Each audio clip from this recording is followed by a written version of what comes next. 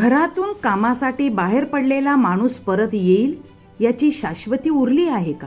शिक्षिका स्विडल एडविन गोम्स यांच्या दुर्दैवी मृत्यूने वसईत चर्चा. सकाळी घराबाहेर पडताना आपण संध्याकाळी परत येऊ का, हा साधा विश्वासही आजच्या काळात डळमळीत होत चालल्याचे वास्तव वसईत पुन्हा एकदा समोर आले आहे. नित्याप्रमाणे शाळेत जाण्यासाठी घरातून बाहेर पडलेल्या 39 वर्षीय शिक्षिका स्विडल एडविन गोम्स यांचा अर्ध्या रस्त्यातच झालेला दुर्दैवी मृत्यू संपूर्ण वसई तालुक्याच्या मनाला खोल जखम करून गेला आहे. ही घटना केवळ एक अपघात नाही, ही एका कुटुंबाची उद्ध्वस्त झालेली दुनिया आहे. ही संपूर्ण समाजाच्या असुरक्षिततेची वेदनादायी जाणीव आहे.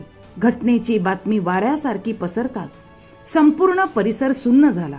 कोणाशी बोलावे, कोणाला धीर द्यावा, स्वतःचे दुःख कोणाकडे मांडावे, अशा असंख्य प्रश्नांनी प्रत्येकाचे मन भारावून गेले. जणू आयुष्याने एक कठीण प्रश्नपत्रिका समोर ठेवली, पण त्याची उत्तरे कोणाकडेच नव्हती.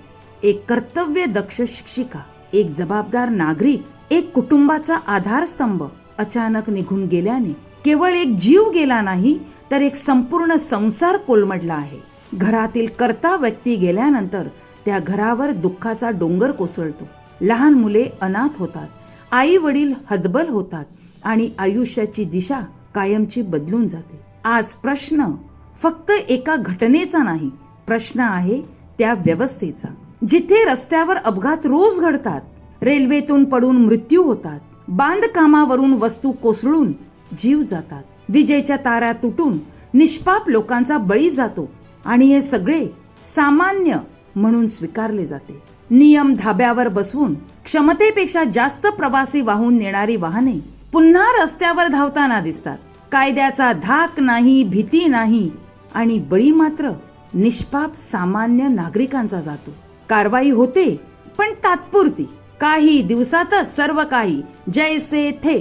ज्याचा मृत्यू होतो त्या घराची वेदना कायमची असते, पण व्यवस्था मात्र सर्व काही विसरते. आज कामगार वर्ग, प्रवासी, विद्यार्थी प्रत्येक जण भयाच्या छायेत जगतो आहे. कामाला कसे जायचे? प्रवास सुरक्षित आहे का? आपण परत घरी येऊ का? हे प्रश्न आता प्रत्येकाच्या मनात घर करून बसले आहेत.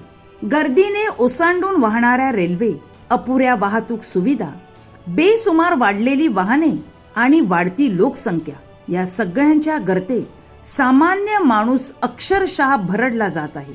विशेषतः ज्येष्ठ नागरिकांची अवस्था अधिकच दयनीय झाली आहे. सगळं सुरळीत सुरू असताना, आयुष्याचा प्रवास चालू असताना अचानक येणारी अपघाताची, मृत्यूची बातमी आणि डोळ्यासमोर दिलेला शेवटचा निरोप, हे क्षण माणसाला आतून पूर्णपणे हादरवून टाकतात. जगण्याची उमेद हरवते आणि शेवटी फक्त देवाकडे प्रार्थना करण्याशिवाय काहीच उरत नाही.